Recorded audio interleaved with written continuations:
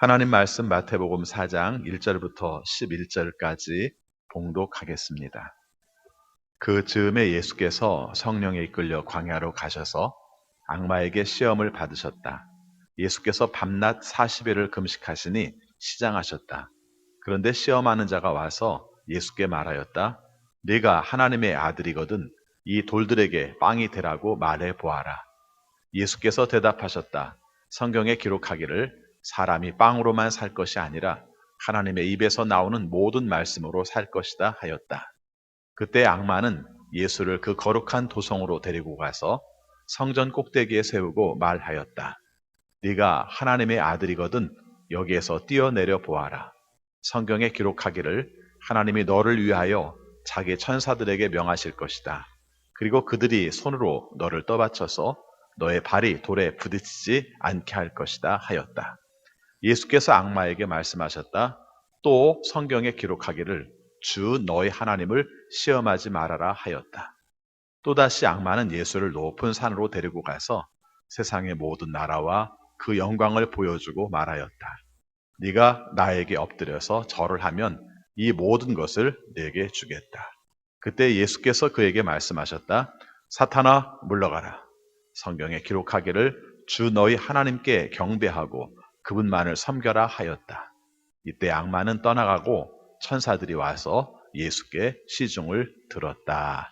아멘. 사랑하는 성도 여러분, 오늘도 주님의 말씀에 순종하고 또 그 뜻대로 살기 원하시는 여러분들에게 하나님의 크신 은혜가 함께 하시기를 축원합니다. 초유의 역사, 코로나 바이러스 19로 말미암아 우리가 함께 교회에서 예배드리지 못하고 가정에서 가족들과 함께 예배드리게 되었습니다. 비참한 마음도 있고 또 그 마음 속에서 정말 하나님 앞에 홀로 설 수 있는 시간의 자리가 된다는 면에서 깊이 우리가 묵상하고 또 의미를 받아들이는 여러분들이 되시기를 바라겠습니다. 여러분이 아시는 것처럼 오늘 사순절 첫째 주일입니다. 오늘 사순절 첫째 주일에 있는 말씀이 예수님께서 시험 받으시는 장면입니다. 오늘 말씀에 보면은 예수님께서 요한에게 세례를 받으신 다음에 곧장 메시아의 사역의 자리로 가신 것이 아니라 오늘 말씀처럼 성령에 이끌려 광야로 가셔서 악마에게 시험을 받으셨다는 말씀이 나옵니다. 광야. 이 광야는 어떤 곳일까요? 광야는 일반적으로 생명이 없는 죽은 땅을 말하고 있습니다. 그런데 알고 보면 광야는 우리가 살아가는 현실의 땅이기도 합니다. 많은 것을 가지고 있는 것 같지만 정말 필요한 생명에 절대적으로 필요한 물 한 방울 없는 공간, 그것이 광야죠. 소망 없는 황폐한 땅, 그래서 악마가 지배하는 땅, 거기가 바로 광야입니다. 광야는 누구도 죄임으로 살 수 없는 땅입니다. 만나를 얻지 못하면 죽는 땅이고요. 그래서 오직 하나님의 도우심으로만 살아갈 수 있는 땅이 바로 광야입니다. 예수님의 걸음을 가로막았던 존재를 마태는 악마 혹은 마귀라고 합니다. 예수님은 광야에서 마귀에게 시험, 즉 유혹을 받으셨습니다. 하나님의 아들이 시험을 받으셨다.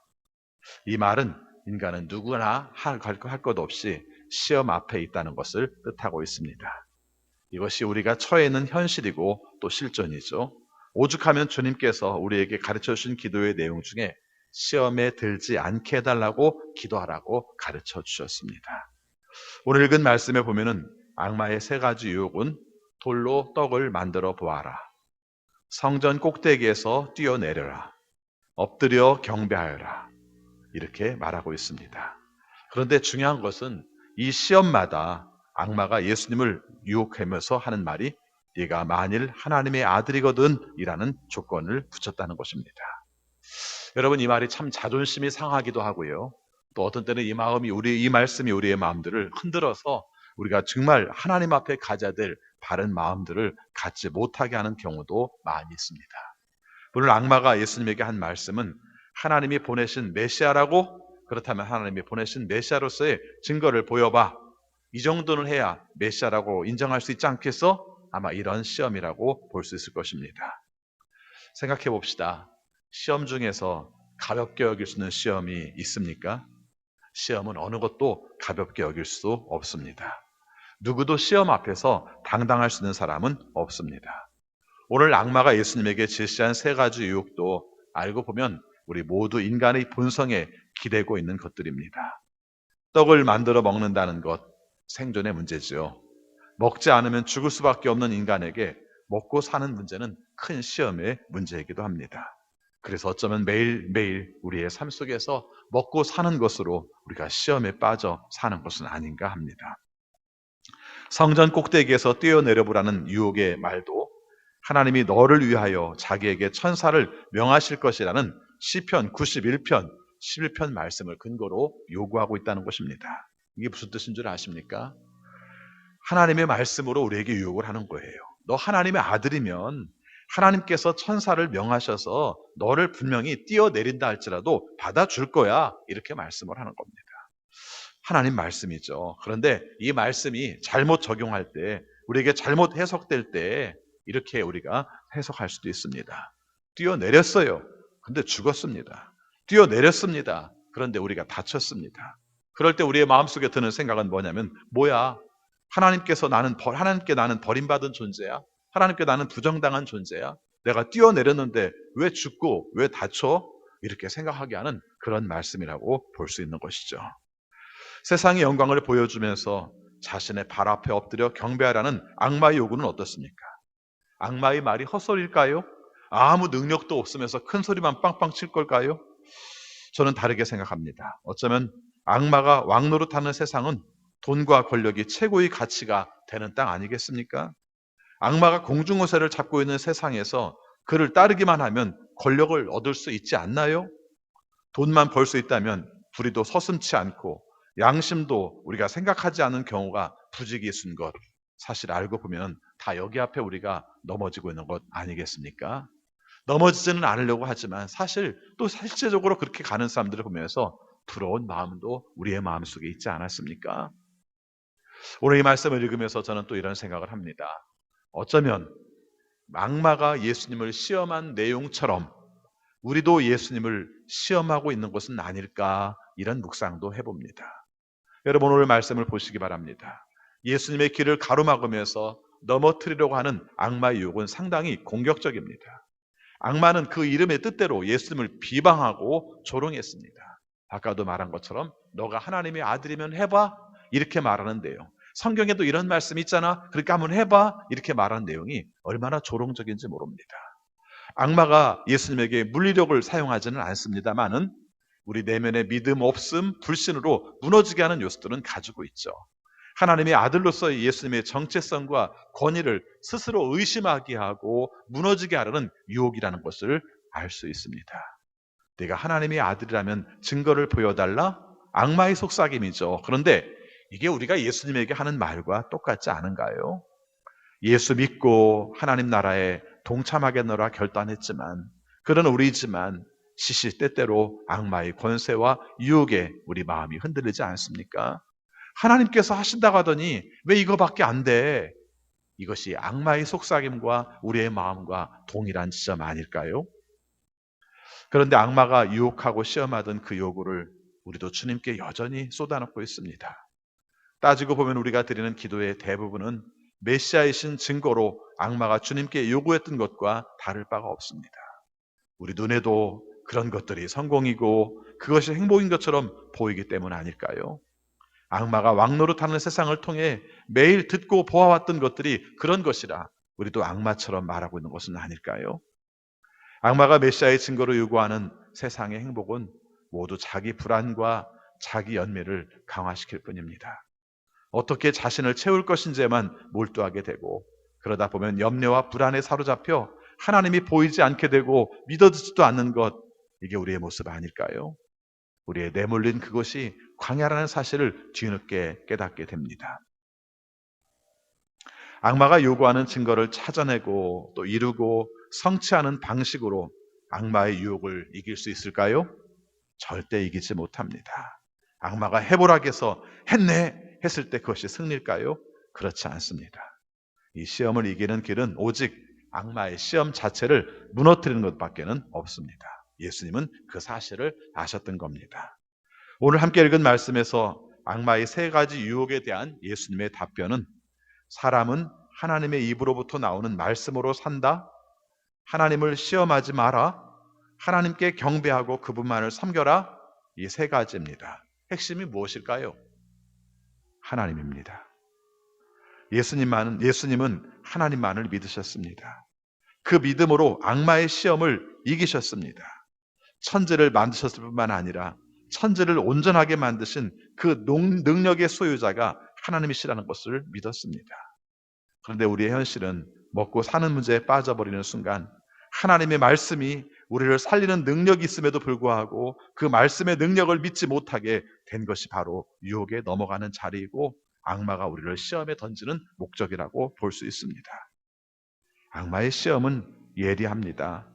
시편 말씀으로 예수님을 시험했어요. 하지만 하나님은 창조주시고 주인이시고 나를 구원하는 이시지 애당초 우리 시험이 대상이 될 수 없다는 것입니다. 온 땅과 하늘이 하나님의 것인데 악마는 천하 만국의 왕노릇하면서 예수님을 유혹에 몰아넣고 있습니다.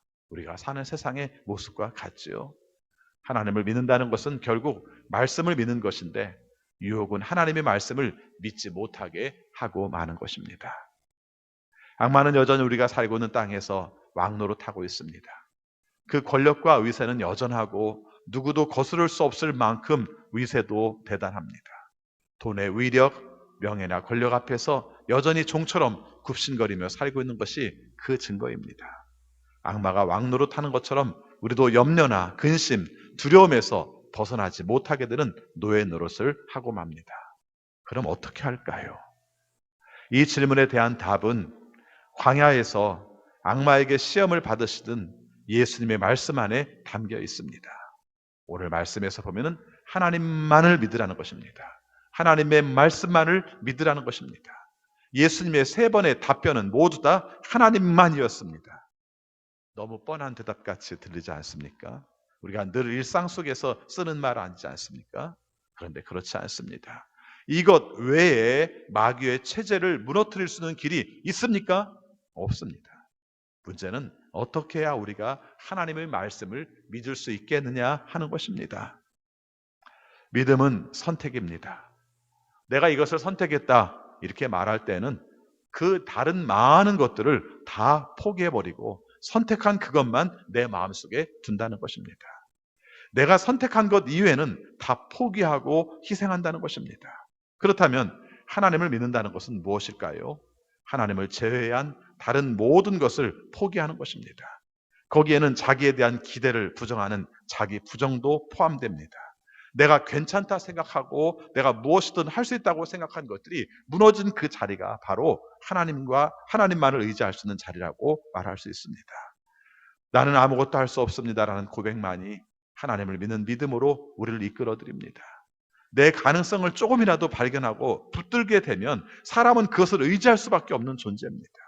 우리 내면에 하나님의 수많은 구원 중에 하나일 뿐이라고 생각할 때 하나님을 믿는 믿음은 자라날 수가 없습니다.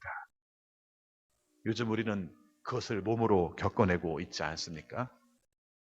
코로나19라고 명칭 지어진 바이러스의 공격으로 말미암아 우리가 얼마나 요즘 암울하게 사는지 모릅니다. 얼마나 위축되어 사는지 모릅니다. 정말 생각하면 이번 주에 예배를 가정에서 드리게 되는 결정을 하면서도 얼마나 마음이 아팠고 힘들었는지 모릅니다. 정말 금요일 날 밤까지만 해도 어떻게 해서든지 교회에서 예배를 드리겠다는 마음도 가졌습니다. 그런데 상황이 더 이상 우리가 고집을 피울 수 있는 상황이 아니라고 판단을 했습니다. 그러면서도 이게 하나님이 좋아하시는 일일까? 정말 악마가 좋아하는 일까라는 고민을 무척 할 수밖에 없었습니다. 이토록 과학기술이 발달하고 삶의 수준이 좋아졌다고 우리가 세운 문명이 대단한 것처럼 자랑하면서도 지금 우리는 바이러스가 그저 사라져 주기를 바랄 뿐 더 이상 어떻게 하지 못하는 안타까운 상황에 살고 있는 것입니다. 이런 상황에서 이런 생각을 하게 됩니다. 정말 하나님 없이 살아간다는 것이 무엇인지, 얼마나 비참하고 처절한지 죽음의 광야를 보는 것이 바로 지금 현실이 아닌가 이렇게 생각해 봅니다. 주위를 둘러보지만 도와줄 사람이 없습니다. 주위를 둘러보지만 대신해 줄 그 무엇도 없습니다. 우리는 무능하고 무익할 뿐입니다. 나 자신에게도 그렇고 다른 사람에게도 그렇습니다. 이 절망의 때에 시편 기자가 만났던 하나님을 부를 수밖에 없습니다. 시편 32편 1절 2절입니다. 복되어라 거역한 죄 용서받고 허물을 벗은 그 사람, 주님께서 죄 없는 자로 여겨주시는 그 사람, 마음에 속임이 없는 그 사람, 그는 복되고 복되다 말씀하십니다. 하나님 없이 달려오던 길에서 우리 스스로를 돌이켜 오직 하나님만을 믿는 믿음의 자리를 찾아갈 때 하나님은 그 죄와 허물을 덮어주신 분이라는 것을 말씀하고 있습니다. 하나님 없이 살아왔던 걸음이 멈춰진 곳에서만 하나님만을 찾을 수 있는 믿음을 회복할 수 있다고 말씀하십니다. 나의 무능을 고백하는 그 순간이 하나님의 전능을 만나는 순간이며 그때 비로소 악마의 종노릇 하는 세상에서 벗어나 선하신 하나님의 통치와 인도하심 안에 살아갈 수 있게 된다고 말씀하십니다. 시편 32편 7절에서 말씀합니다. 주는 나의 피난처, 나를 재난에서 지켜주실 분, 주님께서 나를 보호하시니 나는 소리 높여 주님의 구원을 노래합니다. 어떻게 해야 유혹으로부터 돌이켜 나의 무능을 실감하고 하나님의 능력에 기대는 믿음으로 나아갈 수 있을까요? 나는 배고프고 버려졌다는 생각에 사로잡히게 만드는 악마가 불어넣는 생각과 질문에서 벗어나는 길은 생각, 꿈, 계획, 직면하고 있는 모든 것들을 예수 그리스도에게 일치시키며 살아가는 것밖에 없습니다. 어디에 있든지 무엇을 하든지 예수 그리스도 안에서만 의미를 가지며 사는 것뿐입니다. 기쁠 때는 주님께 감사하고 슬플 때는 주님의 자비를 구하십시오. 불안할 때 그의 도우심을 구하고 외로울 때 그의 따스함에 품에 안기십시오. 세상 앞에 작아지는 나를 보지 말고 세상보다 크신 주님을 믿는 것입니다. 예수님은 빛이십니다. 모든 어두움을 밝혀내시는 거룩한 생명의 빛이십니다. 악마가 요구한 곳에서 시선을 돌리고 그가 요구하는 소리에 귀를 닫으시기 바랍니다. 삶의 걸음을 광야의 헛하는 곳에 두지 말고 예수님께로 향하게 되면 어느새 주님의 빛이 우리의 영혼과 삶을 덮어주실 것입니다. 어느 순간부터 점점 더 그의 빛에 물들게 될 것입니다. 허탄했던 마음이 주님의 생명으로 가득 차게 될 것입니다. 불안하고 염려하고 방황하며 질서 없이 혼돈으로 치닫던 삶이 주님의 인도하심 안에 세워지게 될 것입니다. 주님으로 충만해지는 삶을 살게 될 것입니다. 오직 예수님만이 그런 능력이십니다.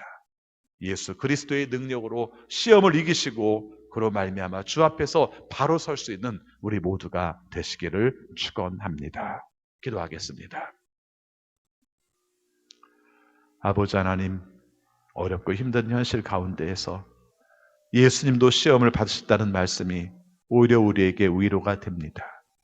우리의 삶이 절박하고 우리의 삶이 각박하고 그러면서도 우리의 삶이 끊임없는 유혹 가운데 시달릴 때 예수님께서 시험 받으신 말씀을 통해서 우리 자신을 보았습니다. 내가 나를 인정하지 않고 주님만을 인정할 때 주님을 이길 수 있음을 알았습니다.